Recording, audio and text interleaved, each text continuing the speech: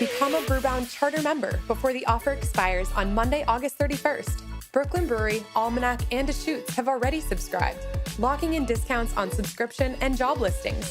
Join them as a subscriber to access all articles, videos, and virtual events. Learn more at brewbound.com/subscribe.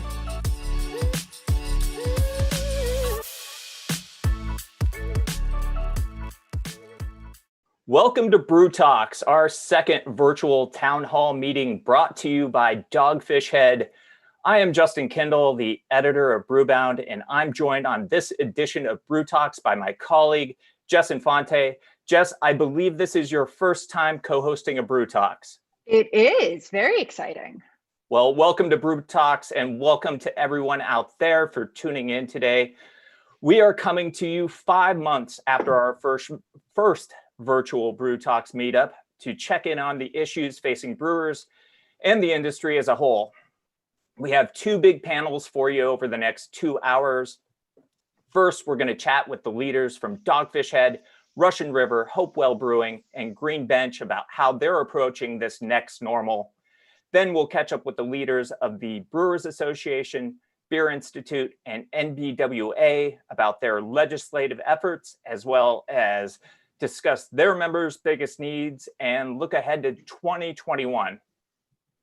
So first, a really big thank you to all of our sponsors, namely Dogfish Head, for once again presenting Brew Talks, as well as Scott Fabricating, ABS Commercial, G&D Chillers, Graphic Packaging International, North Star Pills by RAR Malting, and Reyes. So friendly reminders, starting Monday, Brewbound is going to become a subscription-based publication. If you're not already a charter member, we'd love for you to join us on the journey ahead. Look for details at brewbound.com/subscribe. Okay, let's go here. I don't have to tell you the last 5 months have been challenging. The pandemic is still going on. Another 1 million people filed for unemployment benefits last week. The supply chain has proven unstable with shortages of cans and CO2. Speaking of instability, there's a lack of clarity on regulations from states, and many that have reopened, then they rolled back those reopenings. The middle tier has continued to shrink via consolidation. There have been wildfires, a derecho in Iowa, and a hurricane in Louisiana and Texas. Our thoughts are with our friends there impacted by the storm. There's unrest on the streets that we can't ignore. Put simply, it's not easy right now. Nothing is easy. It's not easy to be in business. It's not easy to just exist in this country at the moment. It's not easy to be a craft brewer. But today, we're here to discuss how this industry forges ahead. Joining us are Dogfish Head co-founder Sam Calagione. Sam, thank you for being here. Justin, excited to be here. I thought we agreed to only talk about happy things today. I don't know where you went with that intro, but no, as you said, these are challenging times for sure. And as Mike Tyson says, everyone has a plan until they get punched in the mouth. And you know, our globe, not just the brewing community, has been punched in the mouth. But when you think of the craft brewing community and the fact that we didn't even exist as a community 40 years ago, we of any community have proven that necessity is the mother of invention. We invented this community, and the necessity now is coming together and figure out sharing best practices and learnings, as we will in these two panels, on how we navigate this moment together. So I'm excited to be part of this panel. I'm excited to hear Jim and Craig and Bob later. We have a lot more to learn today, and we're very proud that Dogfish is a longtime sponsor of this event series, Justin, so couldn't be more excited to be here with you and everyone else who's participating today. We appreciate your support over the years, and I'm coming to you from gloomy Boston, so it's a little hard to, it's rainy, it's crappy here, you know, that's Boston life though. Also joining us today in facing a lot of challenges is Natalie Chirluzzo, the co-owner of Russian River. Natalie, we are thrilled to have you here today. Hi, everyone. Thank you very much for having me, Justin and Jess. Great to see you. And hello to the other panel members. Really looking forward to the next hour and catching up with everybody. And, we'll try to get past the doom and gloom. The sun came out today here in Sonoma County, or at least above the brewery. So I'm grateful for that. And the air quality seems to be improving. So things are starting to look up around here, at least as far as the wildfires go. So every day is a new challenge, though, right?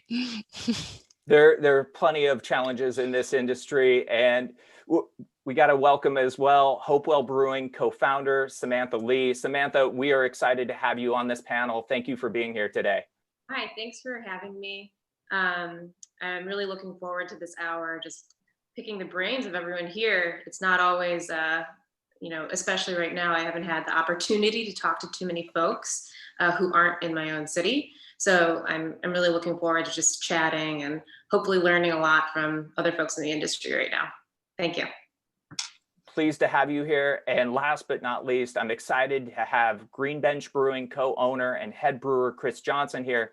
Chris, thank you for being here. Oh, thank you so much for having me, man. This means a lot to me personally and to our business. And being on a panel with people that we've looked up to for years, means a lot. And there's a lot for us to learn and a lot for us to hopefully listen to as a community, not just in the beer world, but hopefully beyond that. So I know it's been a distracting time for everybody, whether it be, wildfires and hurricanes or, as you say, unrest in the streets. But I'm hoping that it's discussions like this that allow us to peel together and try to find common ground with one another and figure out how we can all make difficult times for everybody a little bit easier. So thank you for having me. We're pleased to have you here. To our viewers out there, if you have questions, text us at 617-336-8560. That's 617-336-8560. We'll get answers for you if we can. So let's get to it. I've outlined all the hard things that we've been through over the last 5 months. So let's get a snapshot of where each of your businesses are heading into September. Sam, 8 months in, how is Dogfish Head pacing compared to last year? And what are you doing differently 5 months into this pandemic? Yeah, so I'll say, we were a brand, that skewed pretty heavily into independent accounts and draft, compared to say other top 50 IRI craft brethren, and usually smaller formats, since we do generally sell our beers at a premium. Dogfish is about a 35% premium per CE over IRI defined craft. And that was such an asset when we talked to distributors and retailers for so many years. But as the pantry loading moment came, it frankly put us at kind of a dual disadvantage. The on-prem channel dried up, so 35% of our business went out the window with that. And then the fact that, unlike so many of our top 50 IRI craft brand brethren, we did not have a focus on bigger packs, multi-packs, variety packs, 12 packs, or cases. So we kind of got out of the gates, even in the pantry loading moment, more slowly than some of our peers. And with the help of all of our coworkers, quickly adjusted and did put focus on our three sort of, I call them most approachable from an ABV beers that are year-round core beers, and got them into 12 packs in as many markets that it made sense. And so by July became our biggest, shipping month in the history of our company.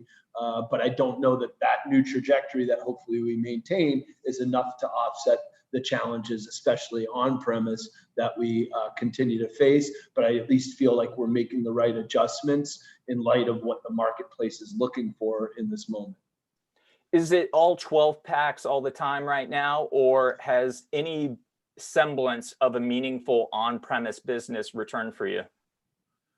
I would say that there's starting to be glimmers in certain geographic pockets of on-prem coming back. I give props to my coworker Hempy, who runs our on-premise world, and basically we shifted to only doing essentially 2 beers on draft and focusing on fewer SKUs in this moment and going deeper with them. And we're starting to see, inventory levels being depleted more quickly. So that's giving me some hope. But as we all see across the country, everything's kind of waxing and waning with in-state regulation. So I don't think it's anything to jump up and down about yet. Natalie, we appreciate you taking time out from Pliny's political campaign. How's that going? It's going great. I have a can up there. I should grab that. Pliny the Elder runs for president every 4 years. This is his fourth run, and it's a big year. We got a lot going on, and in addition to pandemics and elections and everything else, and in the country and the world. And I think in an effort to bring some levity to all of the doom and gloom that we're all trying to deal with every day, Vinny and I just thought, you know what, this is the year we're going to make a beer, and so we made Pliny the Elder, and we double dry hopped it, and we put it in a can, and it's been a huge hit. So I think it's been a lot of fun for us to have something kind of positive and playful to be able to focus on right now. I know that consumers are enjoying it. We sell yard signs and pennants and buttons, and so it's really become a whole really fun campaign. And we've been sending beers and yard signs to our friends around the country too. So I'll hook each of my panelists up after today. So. Well, it's absolutely one candidate I think that we can unite behind. But I want to get serious here, though, with you. How's Russian River's business doing? I mean, I know that you guys are facing any number of challenges, from the wildfires out there to CO2 shortages. Like, how are you doing? How's business going so far? And are you guys seeing any type of like summer tourism that you're used to out there? Yeah, so like all the other breweries, we had a pretty different business model in March compared to now. So 50% of our revenue previously came from our brew pubs and gift shops. And so we built this new beautiful brewery here in Windsor, California as a tourist and hospitality destination. And so when all of that shut down, we had to pivot pretty quickly to focus on wholesale and direct to consumer, which is now, between the two, wholesale and direct to consumer, is now about 70% of our revenue. So it's a really different business model. But that said, we have actually not stopped seeing tourism even through the shelter in place. Even when our entire state was essentially shut down, none of the beaches were open, none of the parks were open, the hotels were closed, we still saw some tourism. We are a very heavy tourist destination area. This is kind of the peak season for winery tourism. We have about 400 wineries here in Sonoma County, with Napa right next door to us. And beer tourism, is also very, very popular. The weather is usually really nice this time of year too, and it's just a beautiful place to visit. So we have been seeing quite a bit of tourism, more than we were expecting, actually, which has been really interesting, and it's been frustrating as well, because we, like many of us throughout the country, we're not allowed to have indoor dining. We have limited space for outdoor dining, so we can't provide the quintessential Russian River experience that people are looking for when they come to visit our brewery for the first time. So that's been a little challenging. We've really had to be creative and innovative to make sure that when tourists come, or even locals come for a visit, that we make sure that they have the best time possible given the circumstances. But it's been definitely a challenge for us. Great to hear that you guys are still getting visitors. But speaking of tourism, that gives us a really great segue into, so Chris, Justin and I have been tracking every state's reopening procedures, and some states, like to pull a fast one on us and change the plan up again. And it's been happening quite a bit. Your state has had some pretty crazy rules about how breweries can reopen. And you guys recently opened a food truck. So can you walk us through what it's like to operate in Florida right now and give us a view of Green Bench's business so far this year? Absolutely. Well, it's definitely been challenging, as the last two panelists have mentioned. We have had to change our business plan. I think just like Natalie's business, we're typically kind of we're a community gathering spot. We built a business around having people come together in a place and sort of enjoy it together. So about I'd say about 60% of our actual business was on site before this. And so that dropped down to about 5 to 10% on a good month during the shutdown that were just to-go sales. So we definitely had to go to, focus on wholesale, sending beer to supermarkets and, any off-premise account that honestly we could find at the time. With the franchise laws they are in Florida, we have to go through a wholesaler. So there's no such thing as self-distribution in the state of Florida. That's just probably never going to happen the way we see it. And so that's been difficult. And I think, we're, doing about maybe 30% of what we used to do before this, what's been most difficult is not having our staff back yet. We're 7 years old as a business come, next month. And we're down to less than half of what our staff used to be, which that's been difficult, not seeing as many faces and people that have basically become family. Because of the rule changes, as you mentioned in Florida, originally they shut everything down and then they opened up restaurants. And during the first shutdown, to-go sales were pretty good the first couple of weeks. Once restaurants opened, they slowed down again to almost nothing. And because people if they were going to go out and drink, they were going to go drink on site at restaurants. Then we were allowed to open, bars were allowed to open back up. We opened back up, and then there was a spike in Florida. So they decided that what they were going to do was going to shut bars down specifically, kept restaurants open. The only path in we had to open, at least this is what we were told by the DBPR, which is our regulation group here in Florida, the licensed regulators, they basically said that if you can become a restaurant, then you can open, because restaurants are allowed to be open and serve alcohol or beer, whatever it is. So we were a little frustrated with that, because technically the rules to become a restaurant means restaurant in the state of Florida means 51% or more of what your revenue has to come from food. So what they did is to help us with that a little bit was to waive the 51% clause. So essentially all the restaurants that were open became bars, even though the bars were still shut down.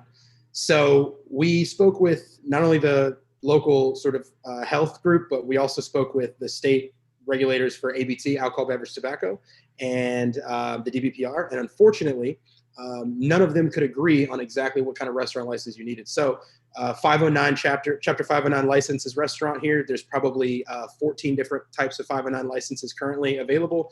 And none of them can all really agree on which one that a brewery needs. So you had all these breweries opening under different 509 chapter licenses. And every time we call them and ask them, almost at least one of them would say that won't work.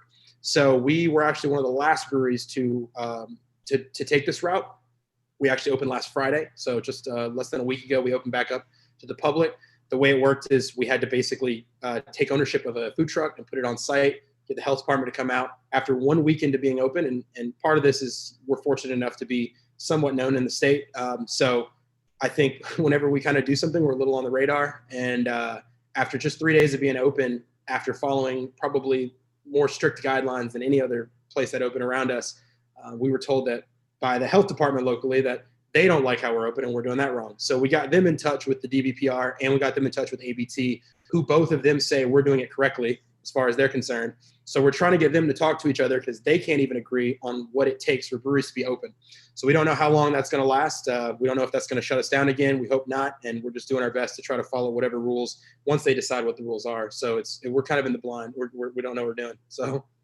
Oh my gosh. I think I'm aggravated on your behalf. That's quite an odyssey. Yeah. So Samantha, I know Chicago's had a few different rule changes about how breweries are allowed to operate. What's it been like in Chicago, and how's the business climate been for breweries there? Yeah, I don't think the changes have been as dramatic as the ones in Florida, thankfully, but our tap room is in a pretty high traffic area in Chicago, and our tap room represented about 30% of our revenue. On top of that, about 40% of our distribution sales was draft. So for on-premise accounts, we built our business on having a strong draft presence. We just turned 4. So actually one of the last semi-normal things that happened was we had our 4-year anniversary party the weekend before the shutdown. So it's sort of bizarre to think of that time, the before times. But we've been around for about 4 years. 2 years of that time, we built our draft business. So we went around, we self-distribute. We've self-distributed since the beginning. And that represents a really huge chunk of our business, that really consistent patio bar business, or just the corner bars in Chicago that have been buying from us for the last several years. So that has been a big shift for us. We now package all of our beer.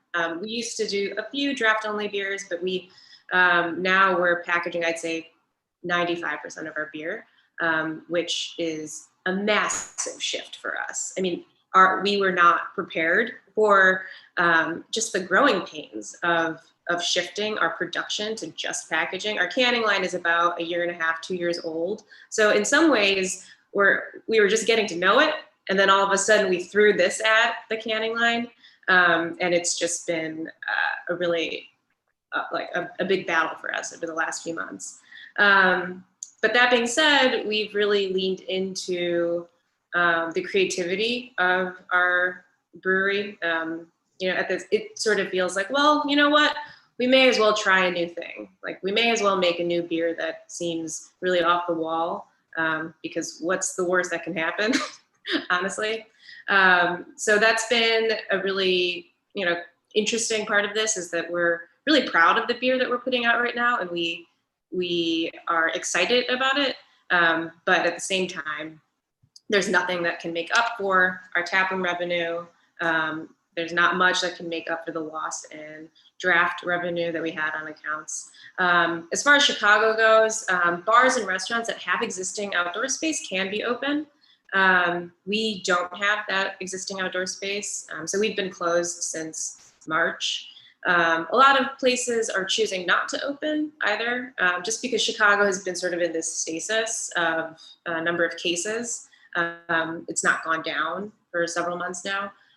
So the realities, the actual lived realities of living in a global pandemic, I think are prohibiting a lot of businesses from actually opening up, and us as well. I can't say I'd be super confident in opening up, because we've done the sort of cost benefit analysis of, well, if we open and someone gets sick and we have to close for 2 weeks. So that's just the financial side of it. If you have to close for 2 weeks, what does that look like for us? If our brewery is shut down, our to-go sales are shut down, our distribution is shut down, that would be catastrophic for us, more so than any incremental revenue that we could take in from the tap room. So basically survival mode, I'd say.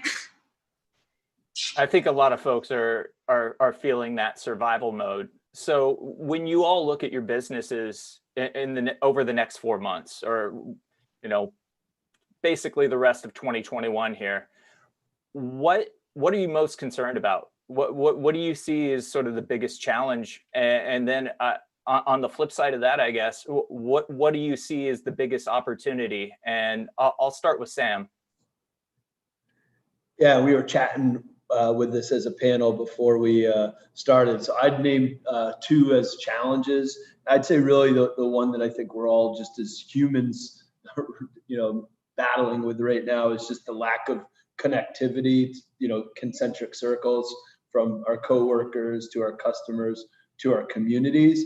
And, recognizing that does take a mental toll, and not being stoic about it, and actually trying to talk to your friends and coworkers about it, even if it has to be over a Zoom or a Teams. Or also for me, I'm making sure I do something outside for at least an hour, a paddleboard or a run or a bike, and get out in Mother Nature, including drinking in Mother Nature. The fact that you're like, I don't know, I'm no scientist, but the odds of contracting COVID outside is, certainly a minute fraction compared to inside. So, whether it's that opportunity to find other breweries that have outdoor spaces, and Mariah and I ride our bikes to them and support other outdoor breweries, or just going out in a boat or a kayak and being out in nature to kind of separate yourself mentally from the challenges that we're facing every day. So that connectivity and what it does to us mentally is something I think we all have to be sensitive to, and especially as we engage with our coworkers and customers, and recognizing that people are taking this in a different way. And when people are emotional pre this era, you might be less willing to forgive them if they were sort of socially inappropriate, but trying to give people grace and leeway as we're all navigating this in a different way.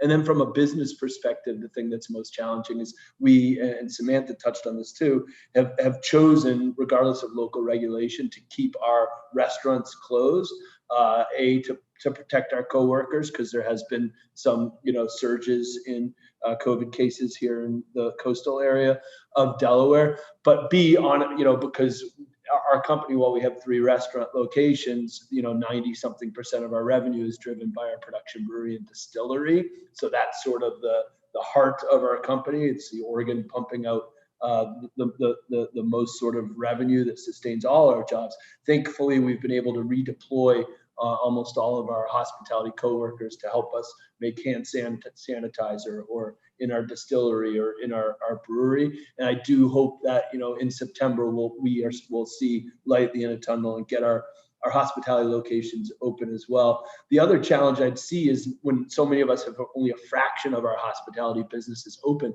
those are our brand building epicenters. So the revenue is one component, but that opportunity to grow our brand and amplify our brand voice in a grassroots manner, face to face with our consumers, that's a really subjective component that is definitely not helping us that have brands that a big fraction of where we engage with customers are closed. So that to me is also the biggest opportunities when we get all of our hospitality locations open, not taking for granted that opportunity to convert new evangelists that care enough to come visit us, and treat those opportunities, more precious and with more of a sense of purpose than maybe we did before we started living through this together.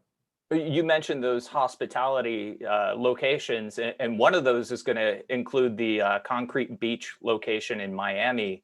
How are you approaching that? That news leaked out today. How are you approaching that in a time that is so uncertain with COVID and reopening and multiple cases in Florida alone? I mean, Florida.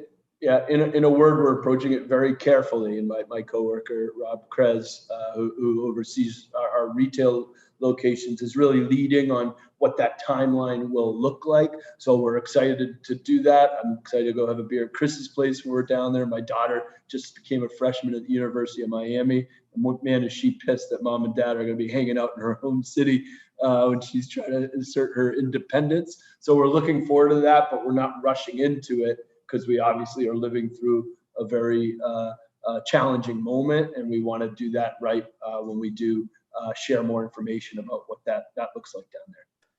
Chris, when you look at the last quarter of the year, what are you most concerned about, and where do you see opportunity for growth?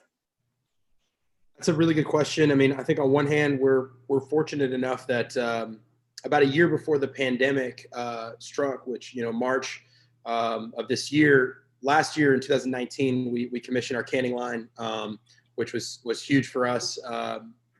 It's luckily does quite a volume. For us, it is about 100 cans a minute. It's a rotary line, so we have really good dissolved oxygen levels and really high quality on the cans, especially for a brewery our size, which is something that means a lot to us, and I think ultimately is going to help us be able to sort of pivot and then send beer through distribution.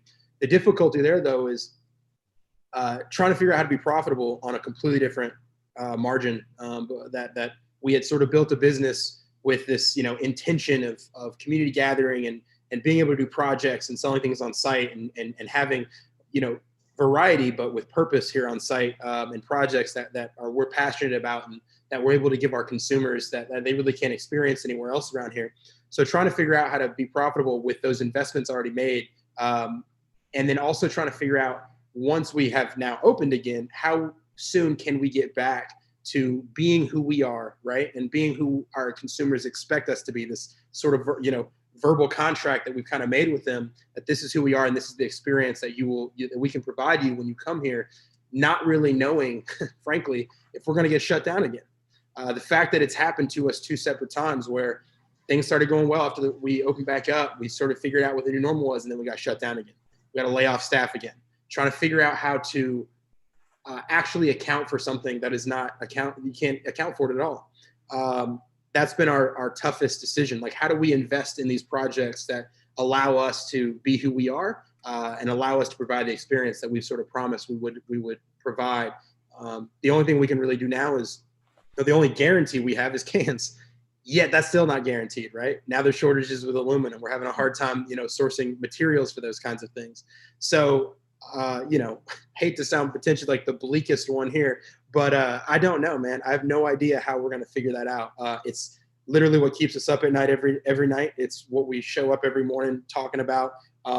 Every day is a new day and potentially a new opportunity, but I don't know if I'm going to wake up tomorrow and we're shut down again. So what I'm just trying to do is provide somewhat of a stable production that I possibly can. I can predict, if I can at all, for my staff and the family that are here, my coworkers that have been with us for, throughout all of this, supporting their families and just doing our best to try to be able to sort of pivot and maybe have some potential plans in the background, but really never knowing if we can count on any of those has been tough. So yeah, I'm not exactly sure what we can do because I'm not exactly sure what we're allowed to do. That's a tightrope to walk. And Samantha, you mentioned survival mode. When you look at the needs of small brewers out there like Hopewell, what do you think the biggest need is so far in terms of assistance? Is there state or federal government assistance that should be applied? Another round of Paycheck Protection Program funding? Is it rent assistance? What do you believe is the thing that would help brewers make it through the end of 2020 and on through 2021? Yes to all. Yeah, I mean, having to be in a position where you're weighing the health and safety of employees and guests versus the financial security and the survival of your business is not really a choice. That's how I always feel about this kind of thing. I don't blame anyone for reopening, even if we choose not to at a certain point. But as time passes and reopening becomes an option, that's something we may have to entertain, even if there's not a vaccine, even if it's not super safe, because it's a false choice. And so if we all, as small businesses, as well as individuals, had the resources to make the right choice based on public health and the actual facts of public health, then we could actually move forward and feel like we can prioritize things like public health versus we need to save our business, because that's sort of the mode that we're operating in. And so much of what Chris just said, I was just nodding along with it because it resonates really strongly. A lot of us, we built our business plans thinking that we operate this one way. You have this profitable tap room, you're this community gathering space. But if all of a sudden that's gone and you're putting all of your beer into package, your margins are totally different now. So, you can make that pivot. A lot of us small businesses have the ability to make those changes because we're small and we're still nimble. But at the same time, some of the math just won't make sense. You can pivot as much as you want, but without federal assistance, a unified response to a global health pandemic, it's really hard for us to make the right decisions for ourselves and for our employees. And then on top of that, a lot of their health insurance is tied to their employment. And so when you're thinking about letting folks go, you're not only ending their employment, you're also cutting off their health insurance, and there's no employment benefit or the additional $600. It feels like a lot of this is where the government is needed. And frankly, it seems that this is exactly what the government is made for. So all would be my answer. Oh, exactly. And it sounds like all of you guys are such thoughtful employers and you really just want the best for your teams. And that's really nice to hear. So as we talk through all the challenges that you've all faced, which are many, what's maybe one strategy that you've developed or deployed, or one thing that you've learned that you think might be helpful for another brewer out there? And Natalie, let's start with you. Sure. And I just want to echo everything that all the panelists just said. It's very, I think one of the silver linings of this, if we're looking for something, is that all of us are going through this together, and it's really bringing our brewing community back together, because our This is not answering your question, by the way. You know, the craft beer industry went through an explosive period of growth, and you know, while I have a lot of old friends in the industry, Sam included, you know, it's really nice to make new friends in the industry and connect while, you know, via Zoom and phone calls and stuff, and just a much deeper level. You know, include not just with the panelists here, but just with so many people around the country that we're just, it's bringing us together as a much more cohesive group. So anyway, to answer your question, we have like multiple plans, like plan A, plan B, plan C, and then plan D is just that thing you can't really plan for, but you kind of have to be ready to figure it out, like whatever that is. And so that's what we've kind of learned through this whole thing, because it's really hard to plan for an uncertain future. And what we found is that, you know, some employees and leaders, you know, do a better job at being flexible and adaptable and just pivoting, and then others kind of have a difficult time with that. And so us as leaders and owners of our companies, we need to really we need to find those people in our organizations that can help us come up with these plans. You know, whether the plan is what are we going to do if winter comes and we're still not allowed to go inside. We still can't have indoor dining. Well, you know, for most of us, that affects not only our brew pubs, but it also affects our distribution, because like to Sam's point, we all lost on-premise distro. And so now we're putting all of our beer into package and selling to off-premise, and we can't have our pubs open. So what happens when November rolls around and the weather gets bad? And, you know, we have to have those plans. And then, you know, you also need to plan for, in the event that you have an employee who tests positive for COVID, what's that plan going to be? And so we have all of these plans kind of laid out in the event that something comes up that we've never experienced before. And so we're all kind of in this boat together, that we're all trying to figure this out together. And I think it's really good to have a lifeline too, like have a support group of friends and just people that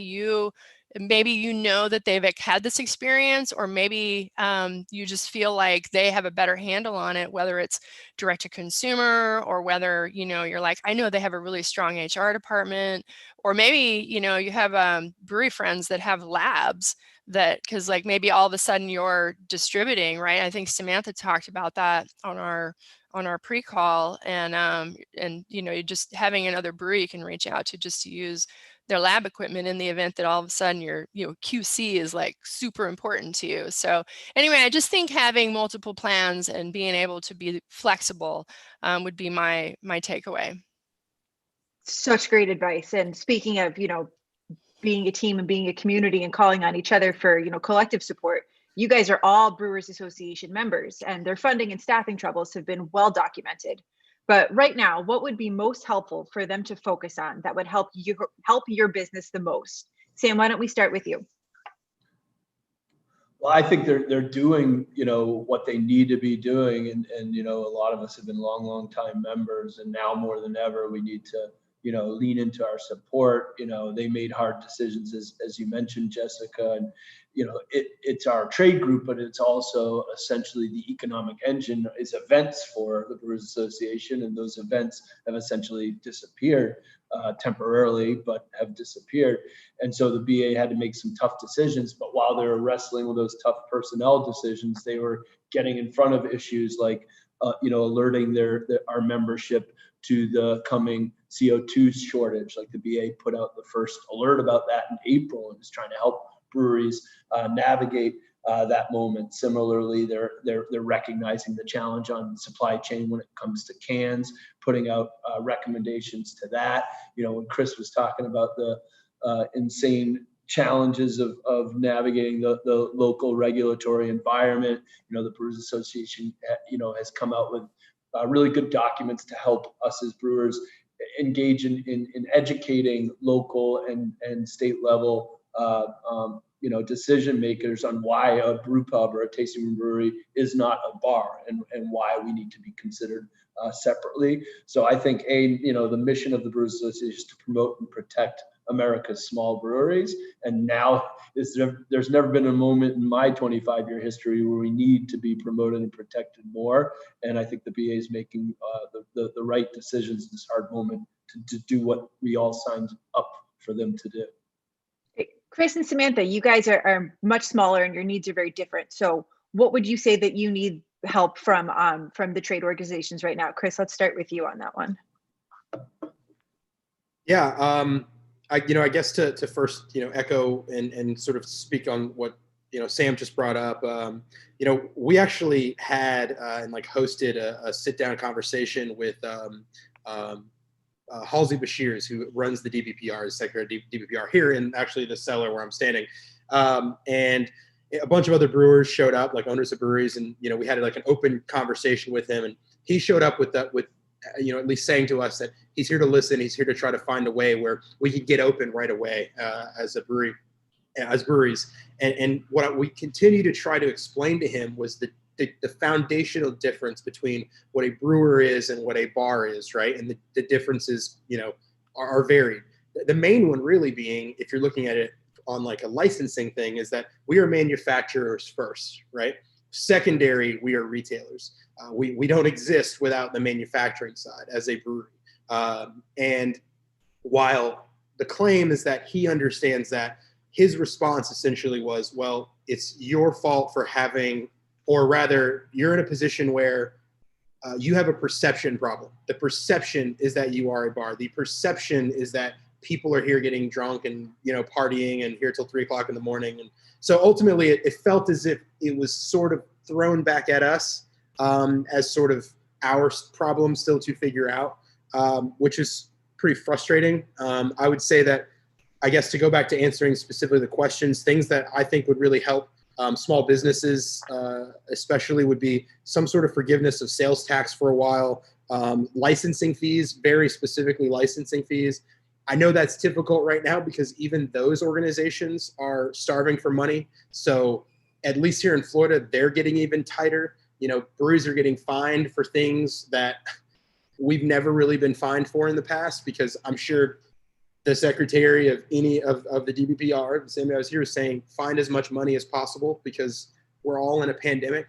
The things that I think would help us, I really just don't think are probably on the table, unfortunately. So unfortunately, I think we just have to rely on ourselves. We have to do our best to make the best decisions every day for our staff and for our families. And I don't think that each day it's going to be the same as the previous one. So it's really just about being able to be nimble, being able to pivot, and being able to adapt to whatever that day is going to throw at you, because every single day feels like a completely different time period every day we wake up. So wish I had a better answer. I'm back to being completely aggravated on your behalf again. So Samantha, is there anything else that you think the BA would help you guys out in particular with? Anything you'd need from them? Yeah, sure. I mean, money, I'll always say money, not from the BA, but lobbying on our behalf for assistance from the government. But a lot of us small businesses don't have HR departments. We don't have a CFO. We don't have a lot of the sort of core functions that various executive or directors would have at a business. It's me and 2 other founders, one of which is my husband. He's brewing right now, and my other founder is doing beer deliveries right now. So we're stretched very thin right now. So with all that in mind, I think Natalie referenced sort of what businesses are doing around plans for if someone gets COVID, or plans for if someone's loved one gets COVID. How are different businesses approaching this so that each one of us doesn't have to make it up from the beginning? Other people are dealing with these exact issues, whether it's a brewery or other small businesses. And a lot of us can sometimes feel like we're alone in this, but we're not alone, like you're mentioning. And a lot of folks are dealing with these exact same questions. And I think the BA has this position of speaking to various organizations and breweries at various levels who are approaching these problems daily. So that's something that I could see as being a huge asset to a business like ours, where we just don't have the infrastructure in place to deal with a lot of these things. It's always on the back burner, I'll get to that, I'll add that to the grievance leave policy. But if one of us is out doing deliveries, it's kind of hard to get to it. So I think that kind of sort of capacity building would be huge. We got an audience question that just came in. Direct to consumer is the lifeline for business during COVID. How would that ability nationwide help save craft brewing? I'll throw that to you, Natalie. What would DTC rights nationwide do for craft brewers?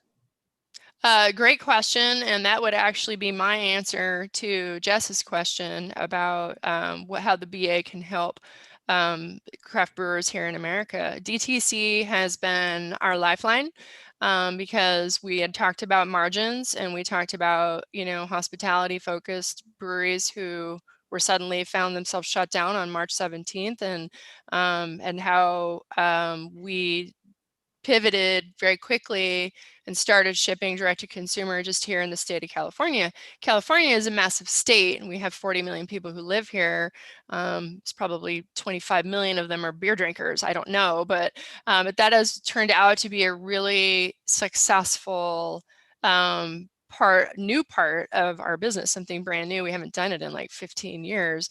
And so I think if the Brewers Association could help with the legalities of opening up new states, because there's really only about 10 states that breweries can legally direct ship to consumer, while wineries are far ahead of us. I think there's about 40 or 45 states. Most of the states, wineries are able to direct ship to consumer. And so I think that if the Brewers Association was able to take that on our behalf and start, because you have to go state by state, because every state has its own alcohol shipping laws, that would be super helpful, particularly for the smaller brewery who doesn't have that wholesale, sales channel. That would definitely be a game changer. Another audience question that we received: in an industry in which hard seltzer has taken the mantle of the hot growth category away from craft beer and imports, and the growth that is still happening, at least pre-pandemic, was with small local breweries, how do you see the regional sized brewery landscape evolving over the next 3 to 5 years in order to continue to find growth and remain relevant? I'll throw that to Sam. Yeah, so I'll start by saying, obviously, Dogfish is now part of Boston Beer, so we have Truly as a seltzer brand. So, consider my answer through that lens. But I'll also say that our head of off-premise sales, George Ward, says nobody lines up for the next seltzer release outside of a building. Craft beer, still has the romance and that direct grass level connection with the drinker that is unparalleled, I think, for any other, alcohol category. I don't think that's going to go away. We're not going to let it go away. But what I will say is that I think the COVID moment is kind of accelerating the bifurcation of to what I see as the most distinct and sustainable models for craft breweries. That's very different from the era when, Russian River and Dogfish were coming up, where, and Stone and Bell's, what I call second generation 90s opening breweries, where you could aspire to be a national brewery and only make 20 or 30,000 barrels, but still get the attention of distributors, or you could aspire to be a 2, 3, 500,000 barrel national brewery, or you could stay small and local. I think it's a lot harder now. I think it's to be a national craft brewery distributed in 50 states through the 3-tier system. You really have to have very professional sales organization, very professional come to market programs, because there's as consolidation is happening at retail, it's happening at the distributor level too. And the distributors that are selling more and more of the volume, the smaller and smaller number of distributors selling more and more of the volume, obviously they prefer to deal with fewer and fewer suppliers, and that creates a lot of challenges. So you see that the sort of top 50, top 100 IRI craft breweries are generally, I think, thriving through this challenging moment. And I believe that hyper-local model is well positioned to come out of this. I worry about that sort of 20 to 200,000 barrel breweries that rely on sort of broad, distribution outside of their, call it, the states that they're in and the contiguous states that are easy to distribute to be in that scale, but to try and be a national brand, I think is pretty challenging in in this moment, and that's why when folks call me, they're having challenges. I know that I believe the revolution would have never happened without the 3-tier system. If you look at other countries that don't have the 3-tier system, small indie breweries are essentially fucked, or the movement never even started if the biggest guys can control direct to market. So I'm a huge advocate of the 3-tier system, but I advise any small brewery that's in that mid-size, if they can contract to do more of their volume out of their own locations in this challenging moment and keep more of that margin, and then there'll be light at the end of the tunnel and things may change, but that would be my recommendation, because I really see that bifurcation of hyper big and hyper local. Hyper big relative to the average size BA member as really the two paths that for right now seem to be coming clearly into focus. Okay, so we are running out of time. Shockingly, this went so fast. So we are going to kind of go lightning round style and toss you guys each a question individually. So Natalie, BA Chief Economist Bart Watson said 30 to 40% of consumers won't be willing to return to brewery tap rooms until there's an effective vaccine, which I'm sure is pretty scary to hear, being that you have 2 beautiful tap rooms to visit. So how are you guys preparing for the possibility of that?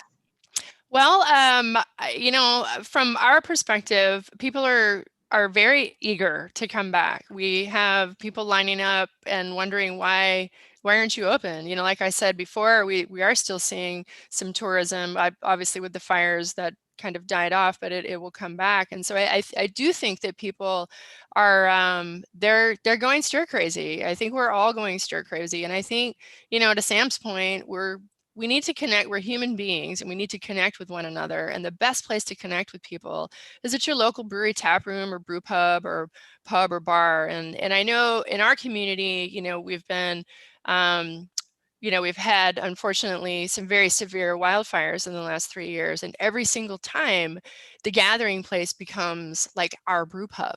And we all get together and we all make sure we're safe, and we get information, and we charge our cell phones, and we get a hot meal, and we get, cold beer, and we're just, maybe we're the only place in town with the power on or whatever it is. And so I think that, I think there is just this sense of community that comes with the brew pub and the brewery tap room. And I do feel that people will be coming back. And I think they're more eager to come back now than maybe they were 3 or 4 months ago. So I think if we did the survey today, I bet we would find people a little more comfortable about coming back.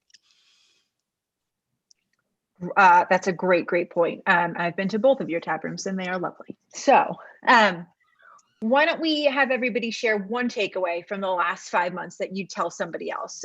What have you learned that's helped you get through this? Samantha, let's start with you. Oh boy, that you can make plans, but it doesn't matter until you actually see sort of the situation in front of you. I think we're getting used to making new plans about every month at this point, and being comfortable with sort of the changes that you have to make, and not getting married to ideas of who you were also. So our business has fundamentally changed at this point. Hopefully our identity hasn't, but I think just being comfortable with letting go of certain things, maybe, so that you can move forward and survive this moment, and being flexible, treating your employees like they are you, because without them, there's no way that you would survive this kind of pandemic. So making sure that people feel taken care of and heard right at this moment when everyone is going through it, is super important, and something that we've tried to prioritize right now. Chris, what's your one takeaway? I think that it would be to lean on your support system, understanding that there are people in the world that are going through the same thing all around you, understanding that this is hard for everybody. And I think for me personally, the thing that's sort of been helpful to kind of assist me in sort of re-energizing me and recharging my batteries has been trying to help other people. So do my best to realize again that other people are struggling, whether it's just to listen or it's more specific like activism or in my community, especially locally. In addition to founding Green Bench, I'm also the vice president of beer culture, and our sort of goal and mission statement is to assist in equality in this industry, and to see more people of color and women and people of different backgrounds to sort of, I think, even out our industry a little bit, and bring fresh ideas and more community and connectivity with the people that live in our cities. I'd say probably the thing we most recently did, we did a campaign that we launched that was very simple, but it was just doing a backpack drive for kids going back to school, which has been tough, as a parent, myself, and I know probably a lot of you are too. Going back to school has been a really tough thing for parents, trying to figure out what they're going to do with their kids and figuring out what the city's going to do, or the county or the state, or, federally. So I think it's been like that little thing, being able to do this drive, I dropped off 32 backpacks down to the south side to the Boys and Girls Club 2 days ago. And that was probably my best part of the week for me. So I think trying to find ways of again, leaning on your support system and then being there for other people to lean on has really been the thing that's motivated me to kind of get up and, fight for my family and my coworkers and the people that around us that help us every day. Absolutely. Natalie, what about you? What's your takeaway? There are just so many.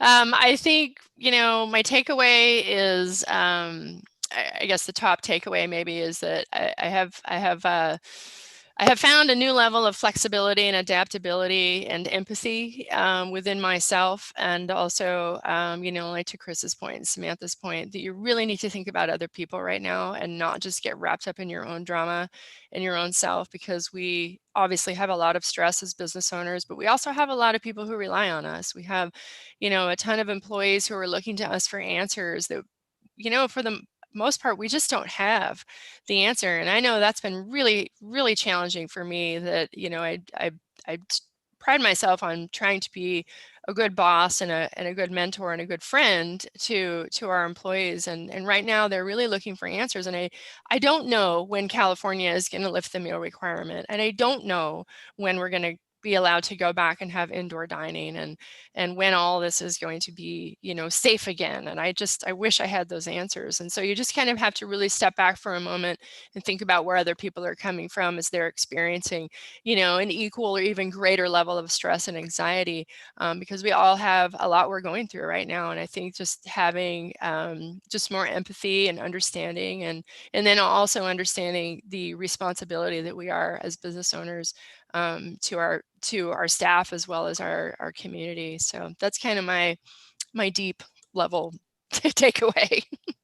A beautiful way to put it. Sam, last word. What's your takeaway?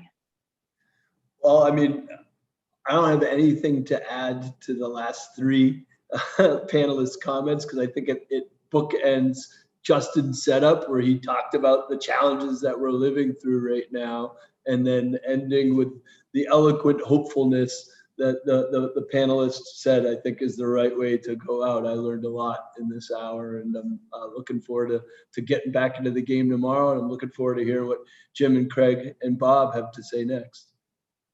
See, we can bring it all together, Sam. We bring you in with the gloom and we keep you for some positivity at the end. So on that note, we're going to ask you all to stay tuned for our second panel. As Sam just previewed, we've got Beer Institute President and CEO Jim McGreevy, Brewers Association President and CEO Bob Pease, and NBWA President and CEO Craig Purser. Don't go anywhere. We will be back in maybe like 5 minutes or something, maybe less. So hang tight. We'll see you very soon. Become a Brewbound charter member before the offer expires on Monday, August 31st. Brooklyn Brewery, Almanac, and Deschutes have already subscribed, locking in discounts on subscription and job listings. Join them as a subscriber to access all articles, videos, and virtual events. Learn more at brewbound.com/subscribe.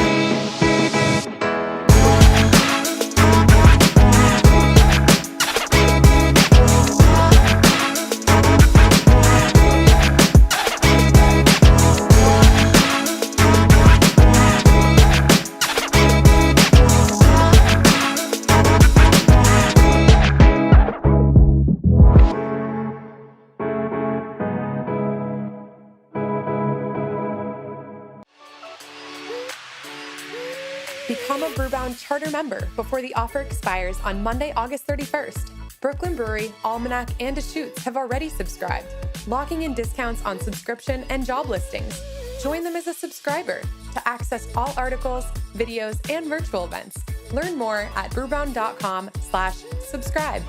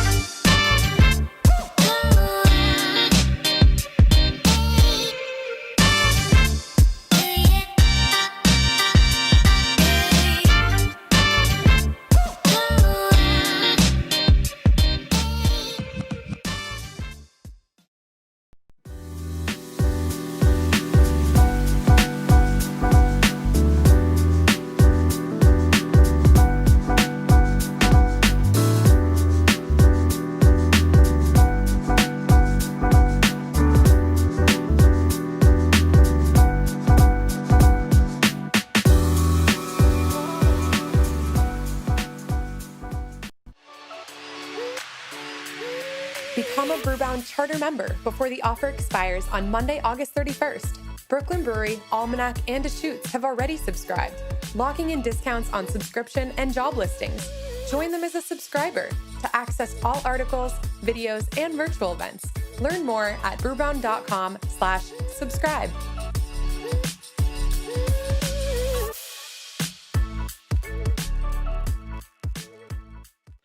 Hey everyone, thanks for hanging out with us. We are back 5 months after we brought these guys together to discuss their efforts. In the early days of the pandemic, the leaders of the beer industry's 3 major trade groups are here again to discuss their efforts during the pandemic and what the rest of 2020 and beyond looks like. But first, we got to thank our sponsors, Dogfish Head, for presenting this edition of Brew Talks.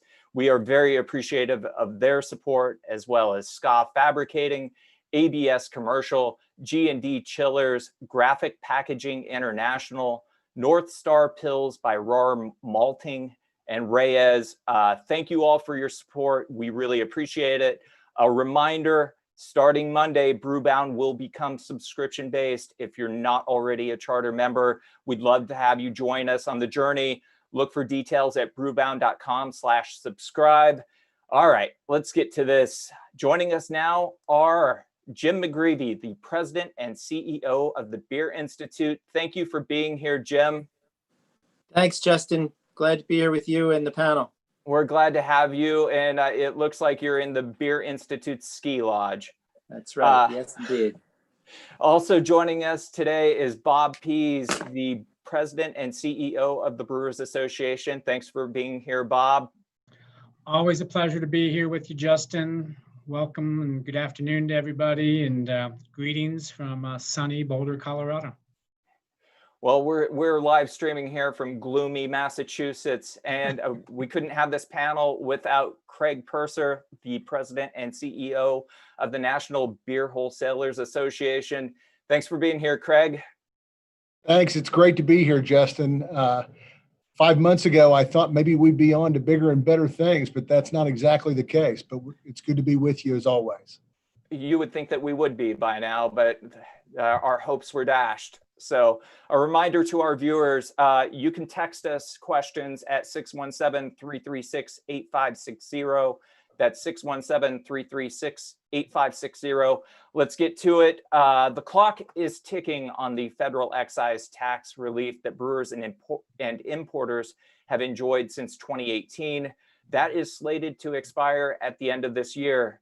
Jim, what is the status of a potential extension of the Craft Beverage Modernization and Tax Reform Act, whether that's a year, 2 years, permanence? Where are we, Jim?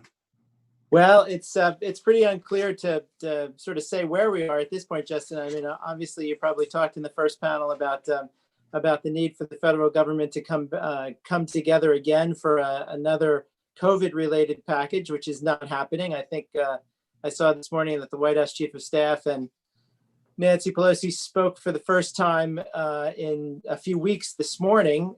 But if we can't get to that, then we probably can't get to some of the other stuff that's important, like the renewal of the Craft Beverage Modernization and Tax Reform Act. I think there's 2 points about the Tax Reform Act that we should start with. The first is we should continually congratulate ourselves for all coming together to do this together. In what I would say were the bad old days, the small brewers and the big brewers were fighting over what tax relief should look like. And that took years. Once we came together on one bill, it took us about 18 months to pass the bill. So I think there's a sort of a collective pat on the back that should always be given to us for doing that back in 2015 at this point. So that's number one, and we got to keep that going, and we are going to keep that going. And then I think number two, the continual, related to number one, the continual support that we have in Congress for the bill. 75 members of the United States Senate and 347 members of the House of Representatives on our current Craft Beverage Modernization and Tax Reform Act bill. I think this is likely to be a lame duck issue. So after the elections, when Congress comes back in to figure out what's left to do before they close up for Christmas, they always pass some lame duck bills.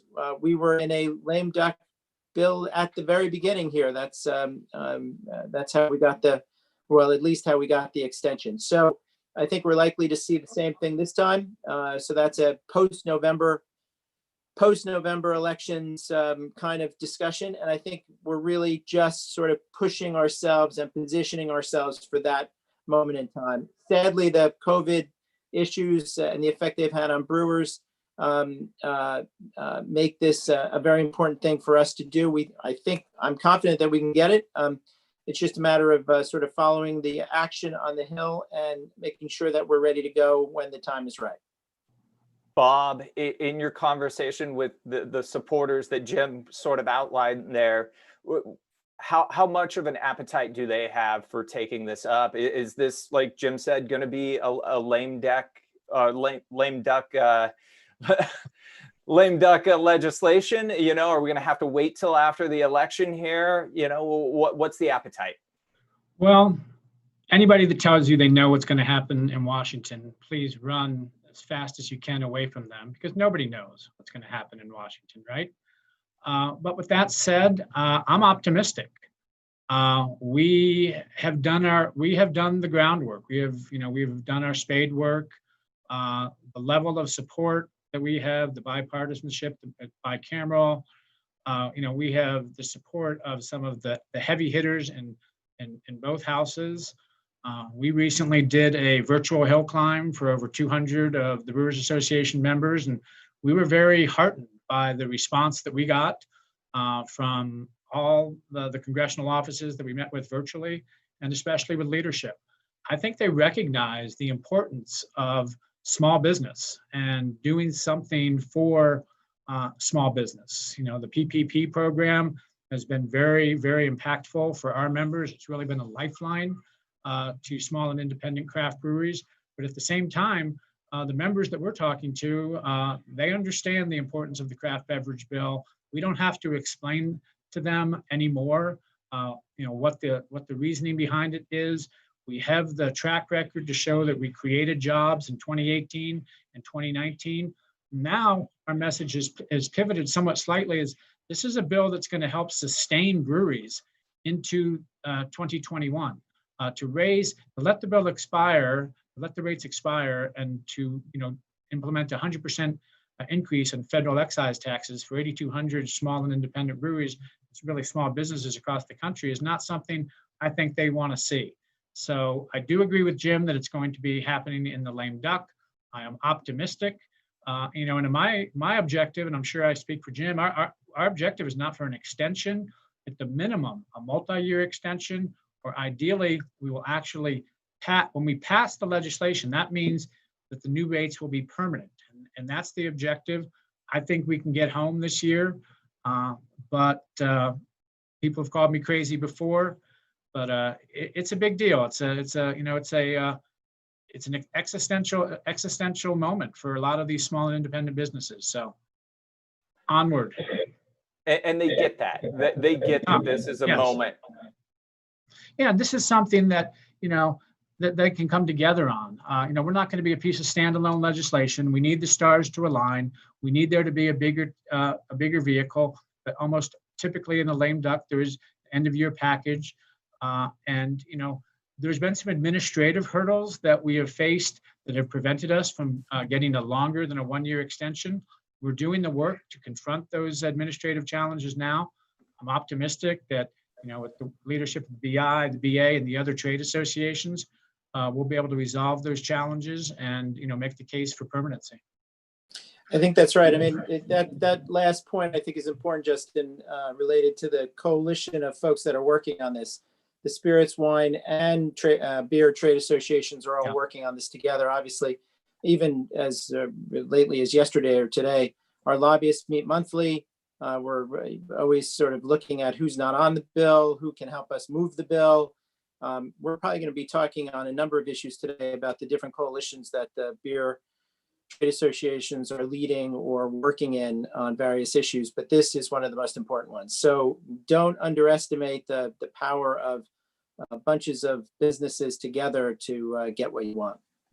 For your listeners, Justin, the people that are, tuning in today, what we'll be, we're going to be engaging with the coalition on a day of action on September 9th, where we will be, hoping to generate tweets, emails, what have you, contacts into congressional offices from all that will be, led by all the different trade associations to really try to heighten awareness of the legislation to all members of Congress. So September 9th, look for an email from your respective trade association soon on how you can get involved and support the effort.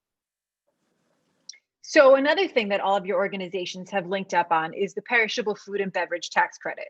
Craig, can you give us a brief rundown of what that measure would do and where these efforts stand right now? Sure. And thank you, Jessica. And it's great to be with you guys. And just as it relates to the excise tax relief bill, it's important to note that there hasn't been a lot of activity around tax legislation. And so when these guys are talking about the efforts to either make permanent or extend the Craft Beverage Modernization Act, there hasn't been a great deal of effort around provisions of the tax code. All of Congress's efforts to date have been around pumping money into the economy. And that's just really, really important for us to note. It's especially important for us to note because we all sell beer to bars and restaurants, and those folks have been absolutely devastated. They don't have another outlet for their business. And so whether it's Paycheck Protection or whether it's Main Street lending, all of the efforts to date have been around that. I think they'll get to the taxes. But we're very excited to be part of and be helping lead the Perishable Food and Beverage Tax Coalition. When we were together, hard to believe, back in April, we talked about this idea, this concept for relief for beer that was in the pipeline that was perishing, that was spoiling. Part of the feedback we got in the earliest days from members of Congress and their staff was, you know what? We don't want to do this 27 times. If we're interested and we can visualize a tax credit for these products that are basically going bad because of the government shutdown, you guys go out and build a coalition. And that's exactly what we've done. There are 19 different trade associations that have come together under this banner. They include, obviously, the National Restaurant Association. They include the American Beverage Licensees, which represents those bars and restaurants more specifically.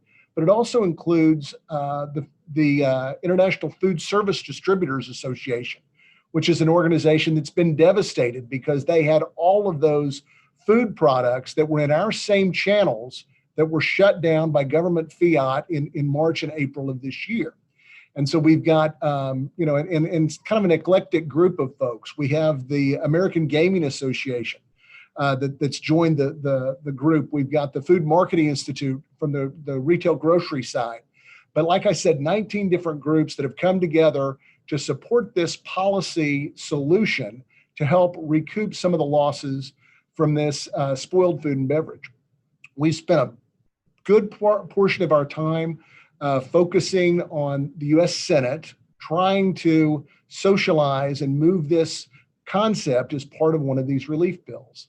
As we look at the reality, the fact that Jim mentioned early on in this conversation today, that the two sides have not been talking for a while, we're going to continue to evolve and pivot. We may ask to have legislation introduced and work it in a more traditional sense, go back over to the House and talk to some of the folks that we talked to early. But we remain optimistic about this idea. We had a couple of folks that were together with senators earlier this month, and one leading Senate Finance Committee member said to our member, we've got to get this done. And the fact that they're aware of this and that they see this as a way for folks to get back on their feet is very, very encouraging. Great. Jim, do you think that the perishable food and beverage tax credit is looking at it as though it has the same trajectory as Craft Beverage Modernization Tax Reform Act before the election? I don't know. I think, Jess, you have to think of these things in sort of their own lane, right? So as Craig said, legislators haven't talked about taxes all year. This is typical of other years related to taxes. But from related to the perishable food and beverage issue, this is very front and center around the COVID related issues, right? So we're doing all the things that we need to do to tell members about our problem and to offer up a solution. But I don't think you can ever underestimate the power of coalitions in Washington, D.C. or in state legislatures. The fact, as Craig said, that we've brought the grocers and the food distributors and the restaurants and the gaming people together just amplifies the problem that we saw in beer and helps us move the ball forward. So we, again, just like craft beverage, we have no idea what the future tomorrow or beyond looks like in terms of how to actually pass the thing, but we're putting ourselves in a position to get what the kind of relief that we're looking for in the future when the issue ripens. In our first panel, we discussed a lot of the a lot of the challenges that are facing craft brewers right now. There are can shortages, CO2 shortages, aluminum tariffs. This is all mounting. It's a lot of pressure all at once with an on-premise business that hasn't really come back.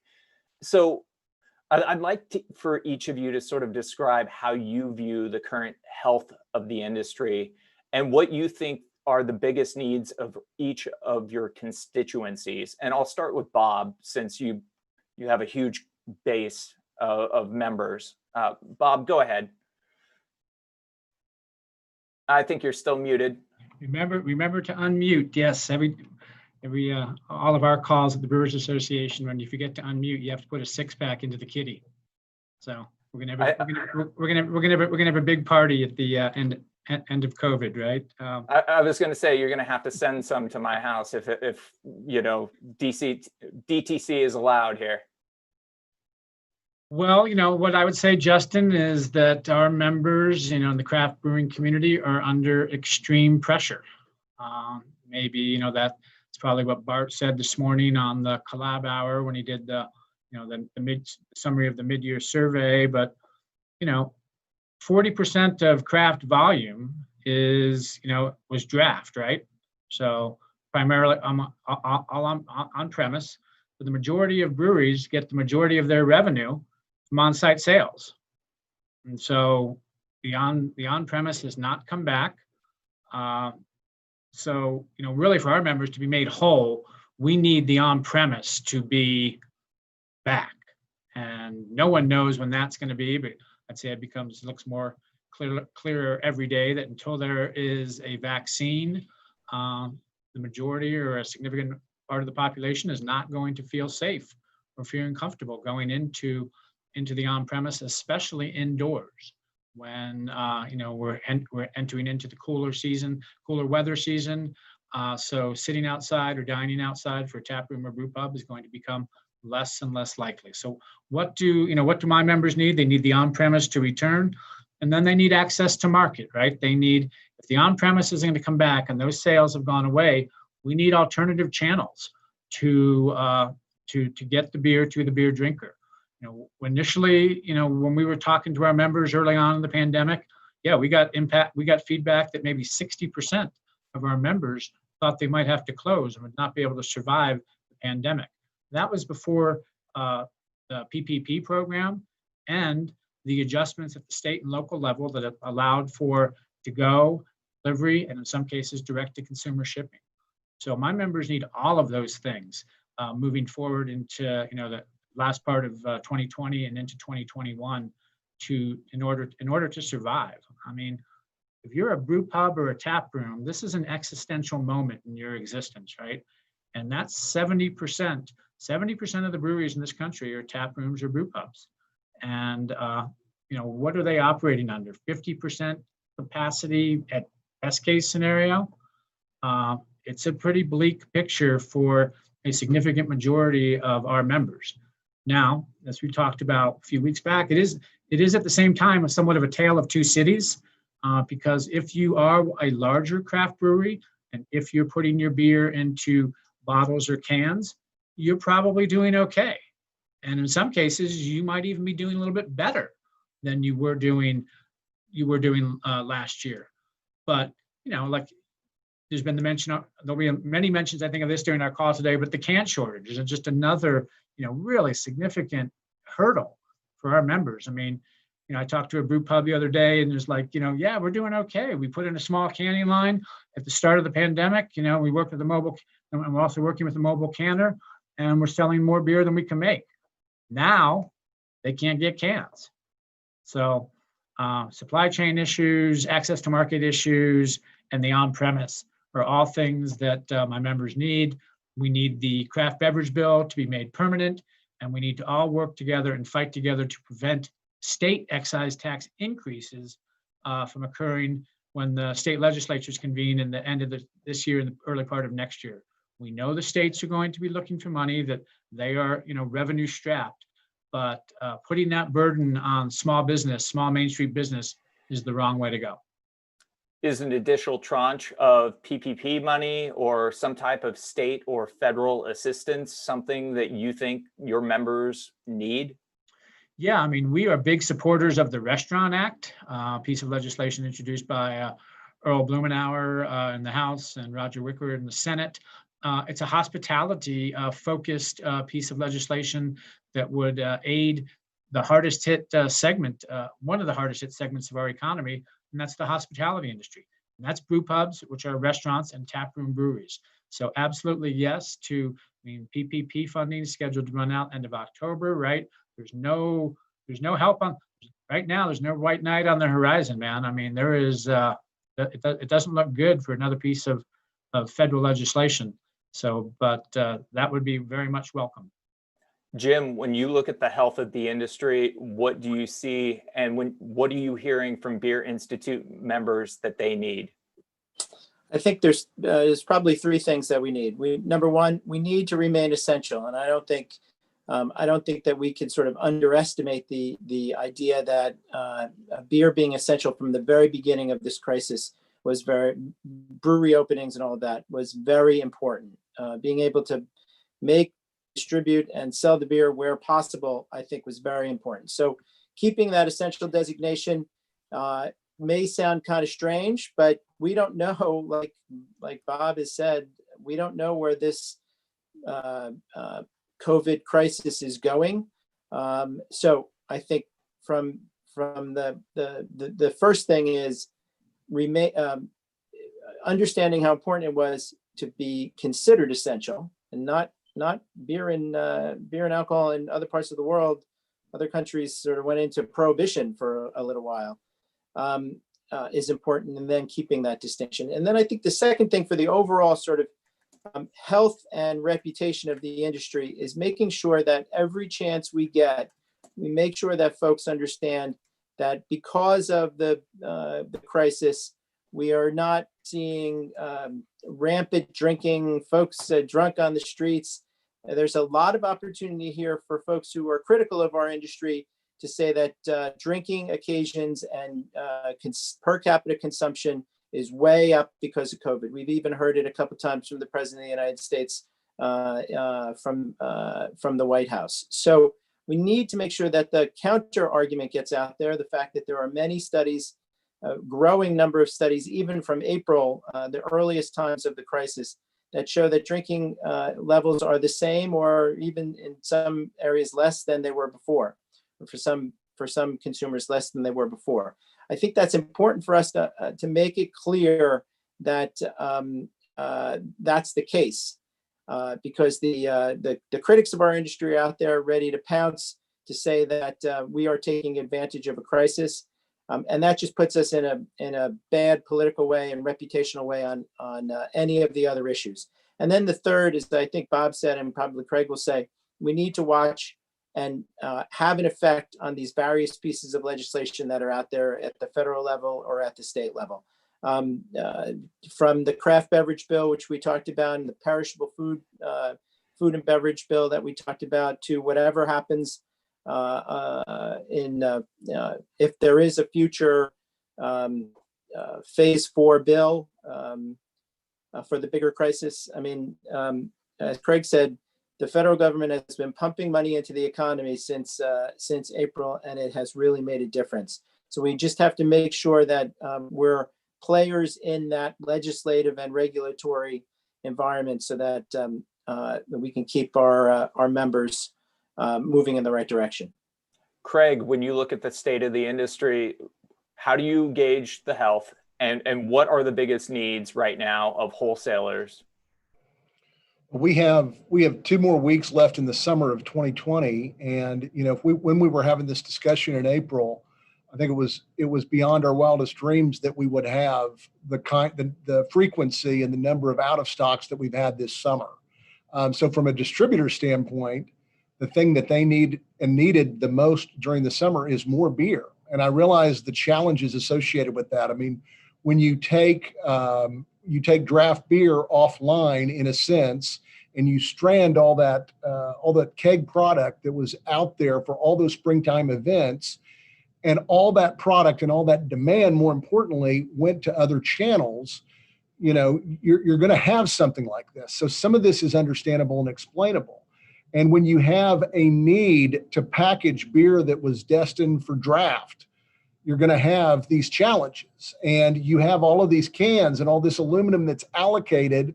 A lot of it's contracted, and there's difficulty to get there. And you have a segment of the beer industry, as Bob pointed out, that really makes their products to be consumed in their tasting room. So you have this disruption that is beyond our wildest dreams. And so definitely the whole idea of more beer is important. But I also think Jim hit the nail on the head when he talks about that continued dynamic of essential. we didn't have to look across the ocean. We looked to our south and saw what the marketplace looked like in Mexico when the government there did not deem the production or sale of beer as essential. And that aided and added to the supply challenge that we've been dealing with. And so this is the longest time in my career in the beer industry where I had not been in a beer warehouse. And I went to the beach with my family at the end of July, and I called up one of our members and I said, you know what, I'm jonesing for a visit to a warehouse. And it was a Friday afternoon, and a couple of folks, they opened up and they said, we're not usually here on Friday afternoons, especially with the new protocol. And I went into the warehouse and I was just astonished because I'd never seen such an empty shell of an operation. And it was very gratifying to see, and experience how these members had altered their business, how they changed the way that they do things to mitigate risk and to continue to be open and operate safely. So while, and back to Bob, he's 1,000% right. This is a tale of two cities. It's a tale of two cities between the segments, but it's also a tale of two cities between some of these marketplaces. If you are a 30 or 40% on-premise volume marketplace, or even if you're a distributor that has that kind of a mix, you've been devastated. You've been affected very disproportionately than somebody that's next door that's got a more suburban territory or more of a different kind of balance. And so, when we'd said this kind of as an organization, we talk about what we're going to do, but also what's important is how we do things. And we talked about the fact that we were going to be serious, we were going to be sensitive, and we were going to be sober as we work through this. And I wish that we weren't having this conversation like this 5.5 months later. But as tough as things are, because we've been open, because brewers have been brewing beer, and because distributors have been selling beer, and because consumers have been able to go to whatever outlet or place they wish to get it, we're weathering the storm better than some industries, and we need to recognize that. Justin, can I just say one more thing about this, sort of related to what Greg said? I think at the same time that it's obviously important and necessary for folks to deal with what's in front of them related to the survival of their businesses in many cases because of the health crisis. But I don't think we should take our eye off the ball on what we were trying to accomplish before March 13th, before the COVID crisis hit the United States. There's a can shortage, but there's obviously a problem with the trade issues and the tariff issues related to aluminum. I think that those things play together in some ways. And then I think, related to what we've been able to do as beer collectively, related to the Beer Growth Initiative, I think we have to keep sort of remembering that spirits was kind of cleaning our clock there before COVID. I think the numbers still sort of bear that out. There's been some great work that's happened related to the Beer Growth Initiative, the Austin pilot. We have to keep things like that going. So it's easy to sort of move to the latest problem, but we also have to sort of keep the sense of where we need to be as an industry going forward. So there's a lot of great things that are happening even as this crisis is affecting individual businesses dramatically. Yeah, Justin, I would just quickly echo or amplify Jim's comments that, one positive aspect of the pandemic has been, at least within the beer world, the enhanced cooperation between the three trade associations and the number of different issues that we're working on together that, Jim just mentioned a lot of them, but the craft beverage bill, opposition to tariffs, the Beer Growth Initiative, the perishable food tax credit, lots of things coming down the pike that, we're working together on to try to move the category of beer forward. So that's been a real positive. That's so great. And we definitely really need the collaboration right now. So as Chris from Green Bench laid out in our first discussion, craft breweries have struggled with being lumped into designations as bars in several states as reopenings either get rolled back or there's new restrictions get tightened. And a lot of these restrictions and operating procedures are not really being leveraged evenly across all categories of business. So Bob, what efforts is the BA taking to prevent breweries from being classified as bars? So glad that you asked, Jessica. That is certainly something that our government affairs team has been engaged on, primarily, I think, probably over the last 4 weeks, as bars quickly became the poster child for bad behavior within the beverage alcohol segment in terms of reopening the on-premise. So what we have done is, we have provided all of our state guild leaders with a resource that lays out for them why the differences between bars and breweries. And I think all of us, I could run through the list for everybody, but everybody knows, most breweries, most tap rooms, most brew pub might not have a full bar, all right? Or they don't stay open until last call at 1:15 in the morning, or however late that is, depending on the state. Most tap rooms, most breweries close on a fairly responsible time. Most of them, if it's a tap room, only serve beer. So, and brewers have to get a federal brewer's notice in order to operate. So there's lots of differences between a restaurant and a bar and a brewery. And we're trying to provide that resource to state guild leaders so that they can advocate and illustrate the difference to policymakers at the state and local level. Jim, are your members seeing this as an issue as well? Yes, I think I think we always have to differentiate ourselves to remain essential in whatever way possible. The bars have become, as Bob said, the poster child for the problem here, and we are different in many ways and can make that case. Great. So we have an audience question that came in for Bob. And if you have a question watching at home and you want us to ask these guys, shoot a text to 617-336-8560. So Bob, how does the BA navigate seeking direct-to-consumer rights for members while not upsetting relationships with their wholesaler partners? Because that's a somewhat of a delicate balance. So Craig's constituents might not be too happy with that, but how do you thread the needle, and is there middle ground to find here? I just call up Craig and say, let's get behind this. And he says, okay. And then it's all over. The way direct to consumer is going to work, or what will work, is going to be at the state level, right? It's going to be a state by state issue. The Brewers Association doesn't set priorities at the state level for state guilds. State guilds set those priorities for themselves. If a state guild wants to engage in direct-to-consumer shipping and wants to get a bill introduced at the state legislative level, and they came to the BA for support, we would support them. We think just from a macro perspective, we think the time has come for breweries to be able to engage in direct-to-consumer shipping. That's another channel that they need to survive. Wine has proven that it can work for a decade, maybe 2 decades. Why should wine have the right to ship beer to consumers and not beer? What message does that send about the beer family if we don't have the same rights as some of our sister beverage alcohol products that have a higher alcohol content? Wine has proven it can be done responsibly and safely. And so we do think the time has come for direct-to-consumer shipping. But again, we will take a reactive and supportive role on pieces of legislation that get introduced at the state level. Craig, is there any common ground we can find here? Well, I was going to kind of revisit because I think there's a relationship between the way that breweries are treated as it relates to their consumption or their retail privileges.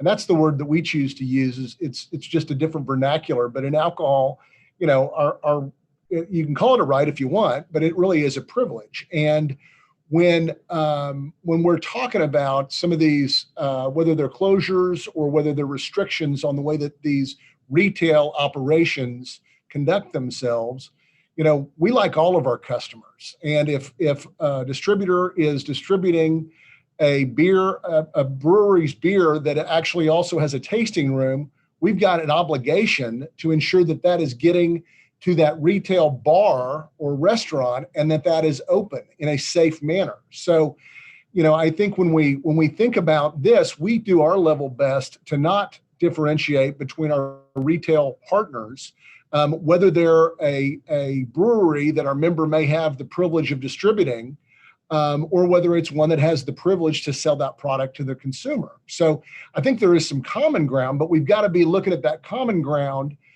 with that same level of understanding of the disadvantage that that closed bar on the corner may have. That closed bar on the corner that has spent the last 25 years, for instance, building craft brands, that has, taken risk and invested in all these many and new varied products. So it is a ongoing conversation. It's ongoing, in every state capital every year, but it's ongoing between the partners. And, I think what we've got to do is we've got to ensure that what we're doing during this pandemic doesn't give rise to a dynamic where we've thrown out all the rules that help protect competition. And that's part of this ongoing dialogue as we get through this. I do believe that COVID is going to end. And we want to make sure that we're evaluating all these many rules and regulations with a manner that, that helps keep this hardy. I also think that, we're all learning lessons from this. And, one of the difficulties, I was talking to a craft brewer that sells very, very little package recently. And he said, my gosh, I wish I had a magic time machine and I could have gone back and I would have invested in that can line. And, and just even watching just a little bit of the previous panel, those are real problems that those folks are dealing with as they're, trying to repurpose and build partnerships in a very different dynamic right now. So none of this is easy. That's why they call it work. One of the, not to change the subject, but one of the lessons we have learned over the last few months, I think 6 months is, I think the anniversary of this terrible thing is approaching us next week. One of the lessons we learned is that there is again, I'm changing the subject, but there is an active sort of activist critics group out there attacking beer, wine, and spirits. And we see it in the dietary guidelines discussion that we're having now, where the recommendation that came from the science advisory panel was to lower the moderate consumption guidelines for men from up to 2 drinks a day to up to 1 drink a day to match it with women. I don't think that we can sort of take our eye off the fact that there are plenty of critics, both globally and in the US, that would like to see us restricted in some way. So, I mean, this discussion of consumer, direct to consumer shipping and other things, it's important, but finding the things that, if you could find common ground on it, it would be great, I think. And maybe that's possible.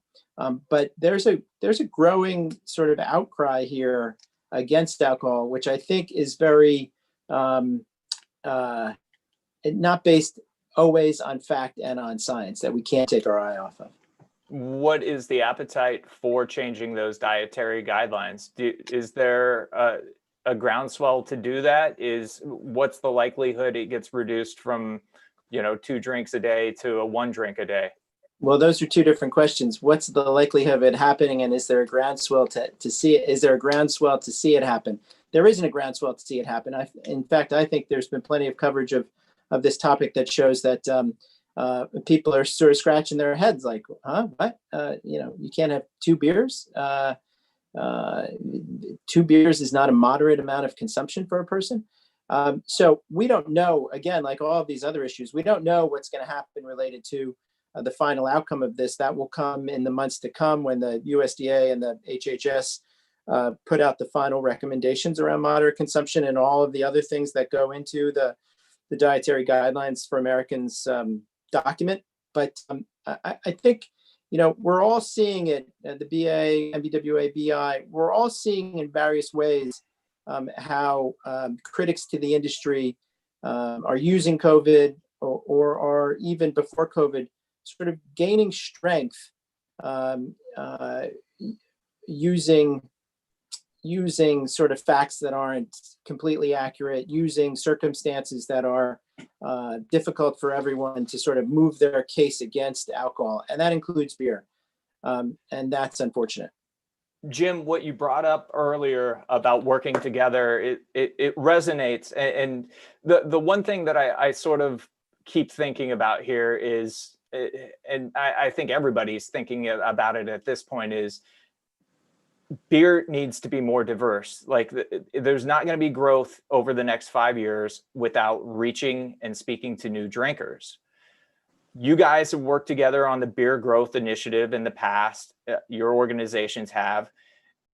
How can that effort sort of translate into reaching these more diverse communities? What needs to be done there? And I guess I'll start with you, Jim. Well, I think we have to make sure that we are responding to what's happening in the culture today. We see it in Wisconsin and now again in Minneapolis. This need to be promoting diversity, to be thinking about these issues. We're not just selling beer in a vacuum. We're selling beer in a culture that has these issues, has had these issues for many years. So I think it's incumbent upon brewers.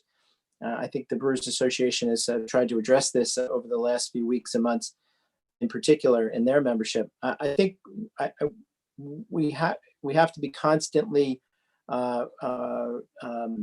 making sure that we are part of the solution.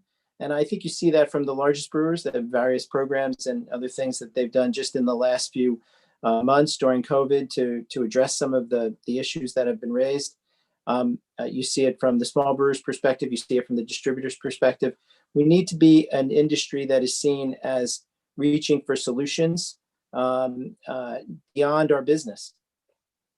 Craig, how are wholesalers reaching for those solutions? How are they reaching out and reaching to communities in authentic ways?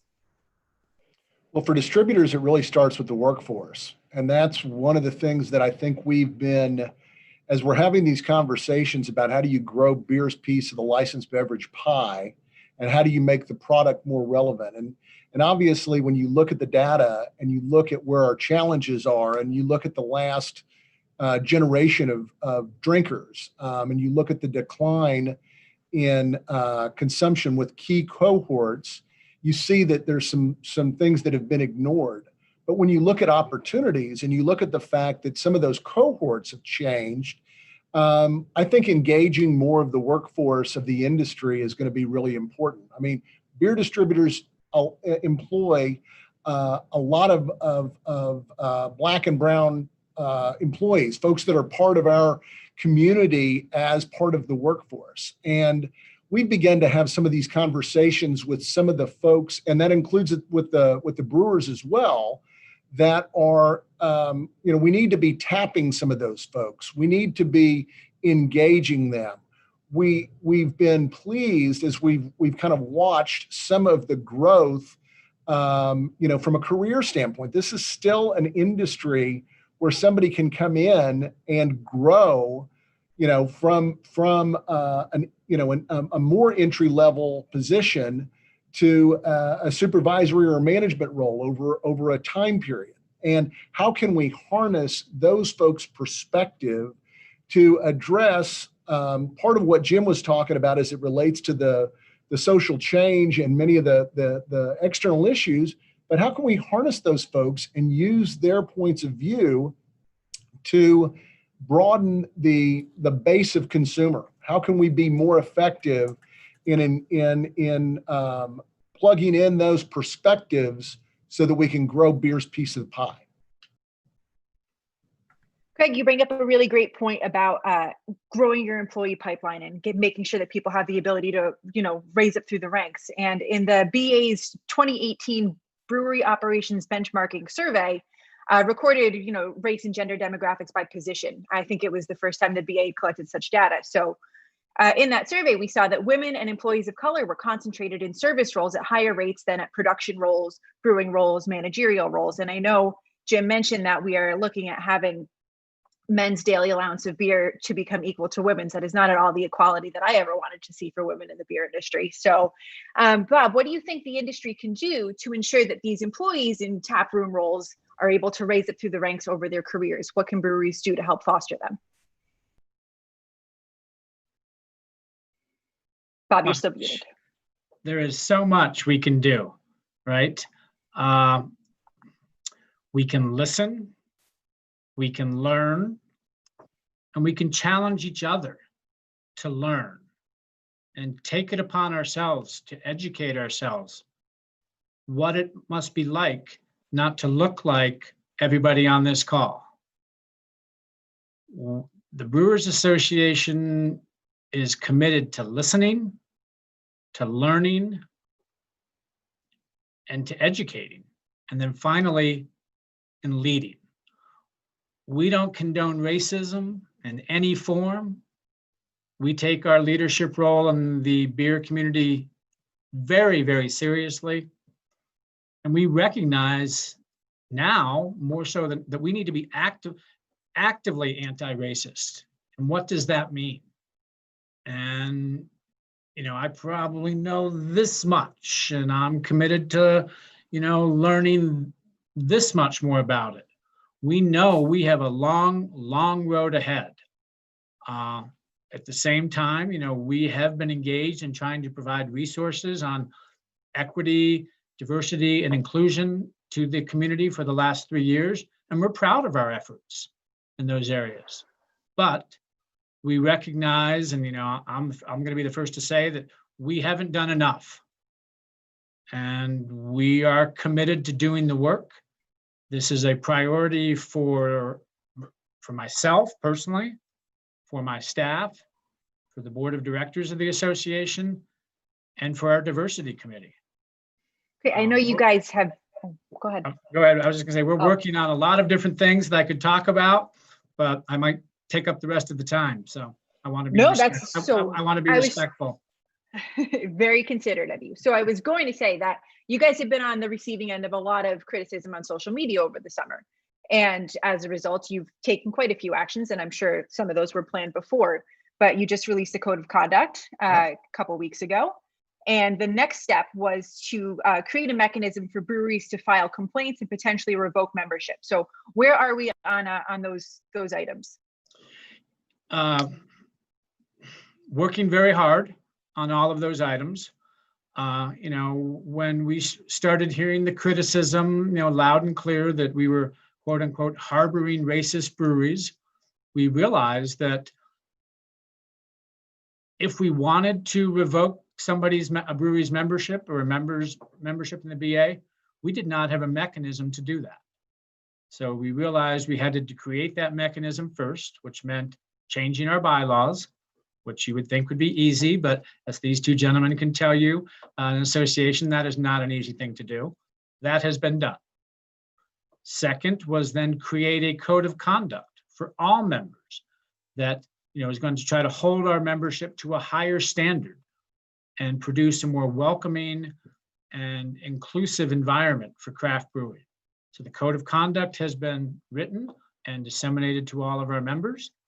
And then the final piece in closing our, what we call our governance gap, is the creation of a complaint process where any member of the association, not just brewery members, but allied trade members or individual members will be able to lodge a complaint against another member for violating the code of conduct. Now, I think an important point I want to make here, and drafting the complaint process is unbelievably complicated. Just think of all the different scenarios. It makes my head spin, but we've done a lot of work on it. I would say mid-September, we hope to have this to be able to launch the complaint process.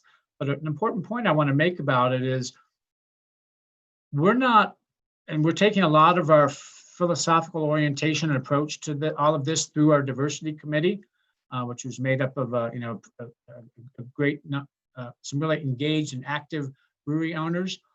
We're not looking to take a punitive process, a punitive approach. We're not buying into the cancel culture or the off with your head mentality. We're going to take an educational approach and a remediation approach, because we think the way to really affect change in our community and through our society is through education.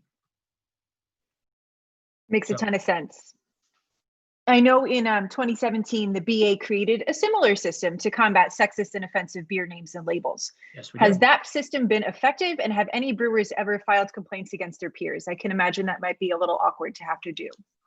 How that, Jessica, how that mechanism was designed to work was, again, we didn't really have at that time the governance structure to, remove a member for sexist or offensive or racist brewery names or labels. But what we tried to do there is put a system in place and put a review panel in place so that it was focused primarily on our events and our competitions. So that if a brewery won a medal in the Great American Beer Festival or the World Beer Cup, and they won a medal with a brewery name or label that was deemed to be offensive, racist, sexist, or any, to take your pick, then what we instituted was we were not going to let that brewery who won that medal use our intellectual property to market that medal that they won. And we were not going to read the name of the beer from the brewery that had the offensive name or label. So that has proven to be effective. I think it's raised the consciousness of our members and that enter into our competitions that we all need to take a second look about the names and the labels and the imagery that we're marketing, and that we have a responsibility that is I think people are really now waking up to. Great. So it sounds like you guys knew you had a lot of work to do, and you've done it, and you're certainly on your way on this path. Craig, how do you think the industry can better represent all people? Well, I think, I think Bob's hitting the nail on the head when he talks about listening. I think all of us can do a better job of exactly that. We've also got to do a better job of being present and being reactive to these things that are bigger than us. I think all three of us, during the biggest part of the civil unrest and after the murder of George Floyd, in our own way, in our own voices, all addressed the issue. And I think a number of association leaders did that beyond the beer industry or the alcohol industry. I think standing up for injustice matters. I think that recognizing that where we are right now is a big, big moment, and being able to name names and talk about injustice has got to be a part of that. I mean, I did one of these forums for somebody else, and I talked about the fact that 3 of my children who were all home this summer, we all had housefuls of folks, how encouraged I was that they were all participated in the protests, and how that feels very, very different than past issues that are, that have been top of mind. And I think we're all disappointed, frustrated, saddened by the most recent activities in Milwaukee or in Kenosha. But we're also, we're engaged in these bigger issues, and we're listening, and we're serious about what we can do. Like I said, part of what we're going to be doing is utilizing our workforce and taking a deeper look at that and understanding that better, because we have some success stories. We have some folks that really have made a great life out of this industry, and how can we learn from them in an effort to make a better path for more. Great. And then Jim, what efforts do you think the BI can make, and what else should all of us be doing to better diversify the industry? I mean, I think you can also look to things that are already in place in some of the associations. Bob's talking about making sure that there's a code of conduct that holds people accountable for their racist or sexist comments, or labels. We've had at the Beer Institute, similar to the Brewers Association, we've had since the end of Prohibition the Beer Institute Advertising and Marketing Code. That we have in the past received complaints to the code and to the committee members who sit executing the code complaints about racist labels, sexist labels. So we shouldn't forget about what mechanisms are already in place that our trade associations could use. But obviously, it's very similar to what Bob and Craig have said. We need to use the power of our workforce. All of us, all of our member companies, brewers and distributors have big workforces that need to reflect what America looks like. We have the power of our marketing, whether that marketing be local, regional, national, or international. I mean, there's just plenty of things that beer brewers and beer distributors can do in an authentic way. Justin used that word earlier, and I think that's very important. In an authentic way to have an impact on these issues. We are in overtime, but we'd be remiss if we didn't ask one last question, sort of lightning round style, if we could. Last week was the DNC. This week is the RNC. It wraps up tonight with President Trump's speech. We've had 4 years of a Republican administration with President Trump, who doesn't really operate like any other president we've seen. So as we look forward to this November election, how could a changing of the guard affect the industry? And conversely, how would maintaining the status quo affect this beer business? And I'll start with you, Jim. I think we need elected officials in place in Washington who want to pass and make permanent the Craft Beverage Modernization Act, who see the problems that we have related to aluminum tariffs and at least attempt to mitigate some of those problems. We need elected and appointed officials in Washington, D.C. who understand that beer is the moderate choice for consumers who choose to drink, and that we need those moderate consumption guidelines to reflect the proper science. So we, as trade association executives, really take the politicians and the elected officials that the people give us. We have to deal with the folks that are in place. We have to be able to show them the important social, cultural, and economic impact we have on their districts, their states. But we need folks who understand what it's like to run a small business, what it's like to run a big business, and make sure that they understand our point of view on the issues and accept them. And we see that over and over again in Washington, D.C., whether it's brewers, whether it's distributors, upwards of 350 people in the House on the craft beverage bill, a growing recognition that something needs to be done on spoiled food and beverage, including beer. So I'm optimistic that we can have the laws and rules in place that help brewers and distributors build their businesses. But we have some big issues that we need folks to take heed of. Bob? You're going to owe me another 6-pack. Oh my gosh. I think many of the people on the call today will have heard me say this.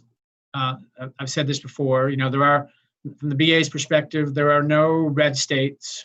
There are no blue states. There are only brew states.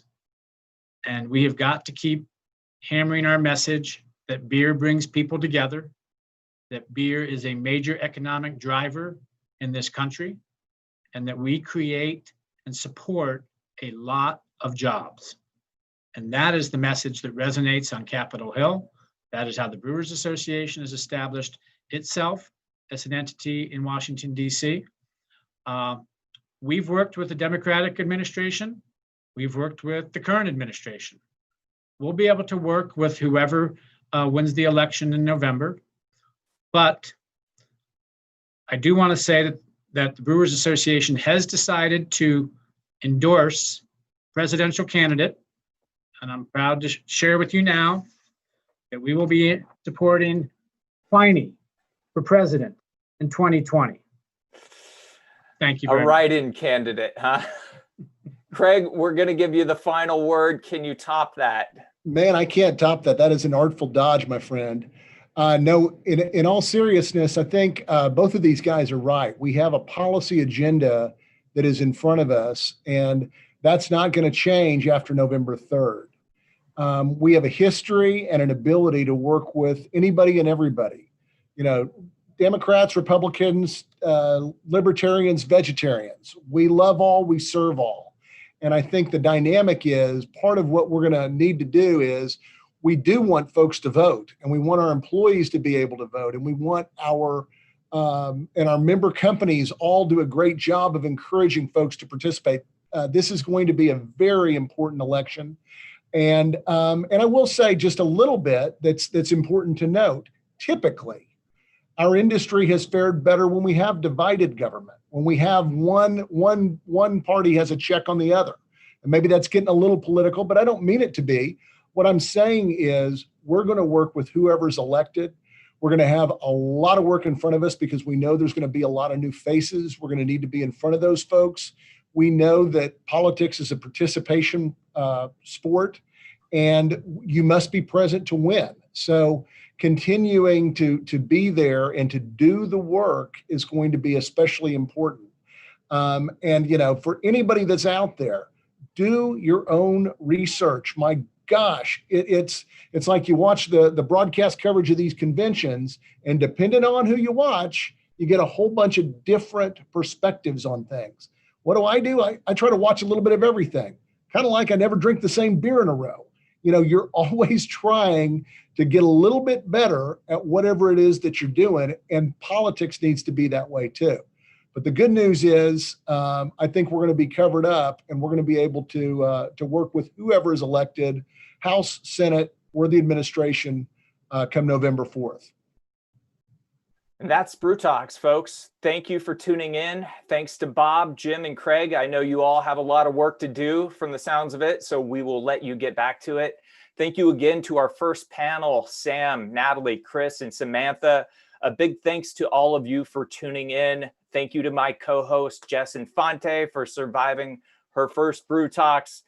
A final thank you to our sponsors, Dogfish Head for presenting Brew Talks, Ska Fabricating, ABS Commercial, G&D Chillers, Graphic Packaging International, North Star Pills by RAR Malting, and Reyes. A big thanks to our AV team. A final reminder, time is running out to be a charter subscriber to Brewbound. Head over to brewbound.com/subscribe for more details. We will see you next Thursday, September 3rd for Brewbound Frontlines. Jess and I will be discussing how COVID-19 has affected beer tourism. We'll be joined by Jeffrey Stuffings from Jester King and Tim Gormley from Burial Brewing. Man, I'm losing it. Good thing this thing's over. We will see you then. Thanks, folks. Jessica. Thanks, Justin.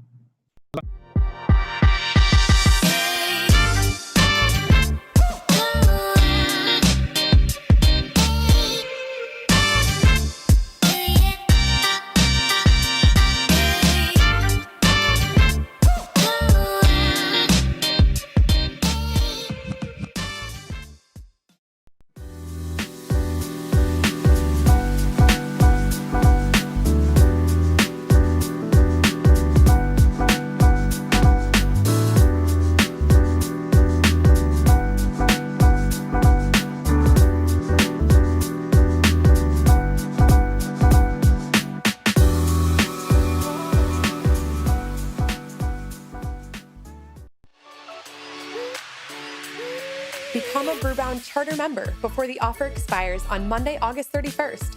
Brooklyn Brewery, Almanac, and Deschutes have already subscribed, locking in discounts on subscription and job listings. Join them as a subscriber to access all articles, videos, and virtual events. Learn more at brewbound.com/subscribe.